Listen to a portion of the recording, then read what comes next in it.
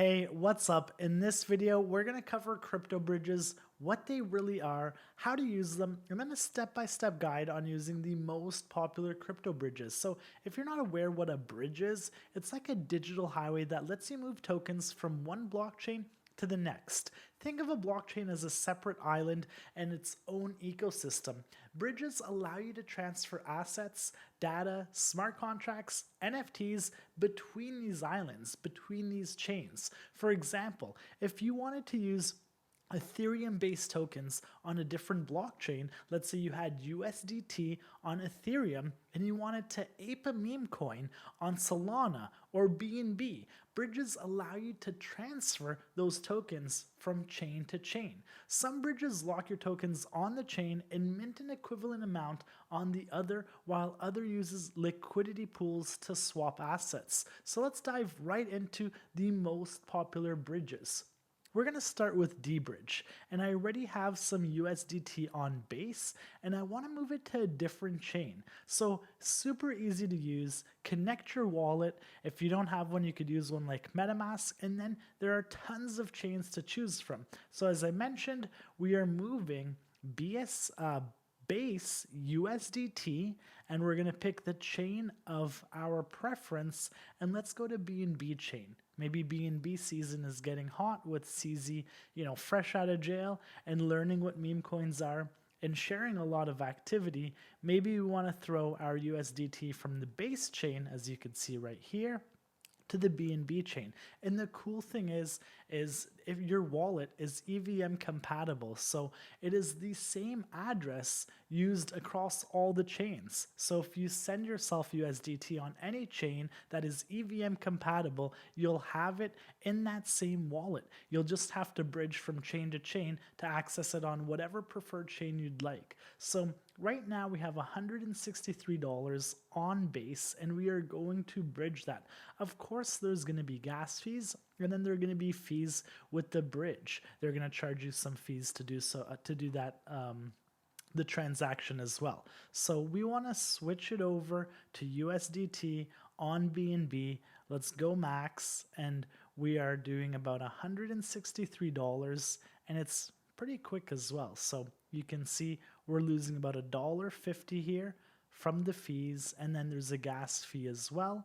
So we need to approve the transaction, which is normal. We're going to approve the USDT on base, and then we're going to do another transaction to send it to the BNB network. And after we do that, we'll use a different bridge, because I'm going to go over a few.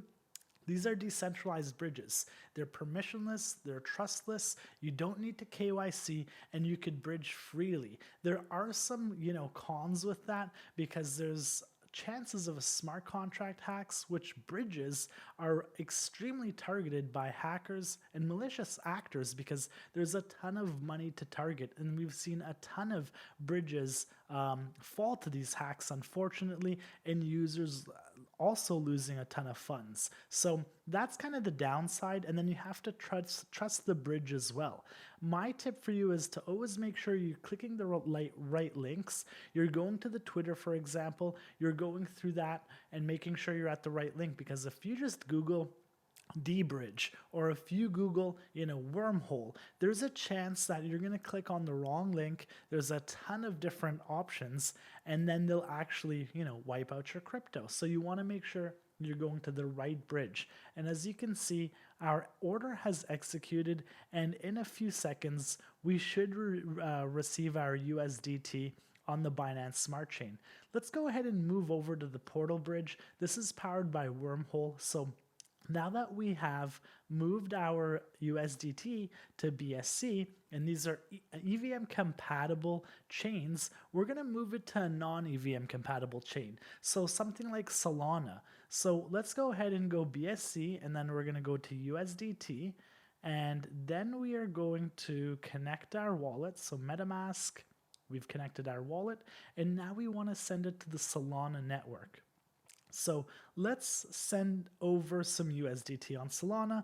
Let's say we found a meme coin, we saw one on Twitter, or my friend shared it with me, and we just want to ship over our USDT from one chain to the next chain. Extremely easy. We're going to need to connect a Solana wallet, and there you have it. So as I mentioned, you will lose on gas fees, which are quite low on these chains, on these L2s like BSC and Base, and quite cheap on Solana as well, but the bridge will have a fee as well. So this is portalbridge.com. I'll share all the bridge links that we use in the description so you're not scrambling for them. And you can see here the network cost is about $2.15 and the time to Solana approximately 3 minutes.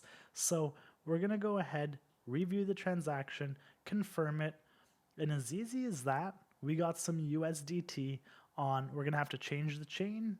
And then as easy as that, we got some USDT on Solana and we're ready to hit the trenches. So extremely easy to bridge.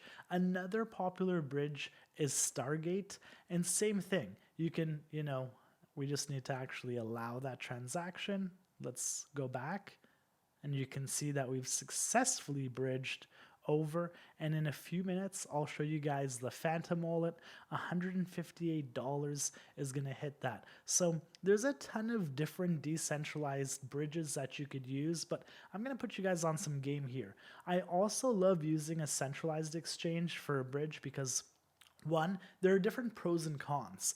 With the decentralized exchange, possibility of losing your funds if there's a smart contract hack, or maybe the team rugs, or who knows what. But with a centralized exchange, you have the not your keys, not your coins, right? But in terms of speed, quite quick for withdrawals. I'm using BYBIT. You could use Binance, OKX, the top exchanges. Let's say I want to withdraw USDT, or I just send USDT to BYBIT. I'm wearing a BYBIT shirt just coincidentally. And then you can also see here's the chain type. So I want to send it out to Ethereum, TRC20, which is extremely popular. Arbitrum, Sol, BSC, you get the gist. So you could actually just send your crypto and then withdraw it. And you can see the fees here as well. We paid about $1 or $2.50 on Portal. Here's $1. And that's on any size. So that's the great thing, because there's also slippage when you're trying to, if you're doing size and you want to bridge 20, 30, 40, 50, or hundreds of thousands of dollars, I'm more comfortable to do it on the exchange actually. Like, it depends on if you want to do it in a decentralized manner or if you want to do it on a centralized exchange. So there's pros and cons, and you can do pretty much anything that is cross-chain, so ETH as well. You can withdraw to multiple different chains. Super easy to do, and you can see the fee to do that, 68 cents. Cheaper than a bridge. If you're sending to the Ethereum mainnet, that's probably the most expensive. So that is my kind of, game for you guys to also use a centralized exchange. If you have an account, you don't have to go out of your way to make one. BYBIT, Binance, all the top exchanges allow you to withdraw to multiple chains. So now you guys know the difference between decentralized bridges, centralized bridges. Let's hop back to Portal to see if our bridge from BSC to Solana has completed, because I'm ready to go on Pump.Fun and find the next billion-dollar meme coin. And unfortunately, our funds haven't arrived yet. So you first-time bridgers, you might get nervous, sweating. Did I do everything right? Don't worry, your funds will come. And if not, just reach out to the bridge. It's extremely rare that they don't show up. It's happened to me once, but I bridge quite often, more often than the average person. So if they don't show up, just reach out to the support team. As I mentioned, it's extremely rare. If you have any questions, post them below. Now you guys know how to bridge. Now you know how to degen on any chain you guys want to. So go wild, but stay safe, do your research, and we'll see you guys in the next video.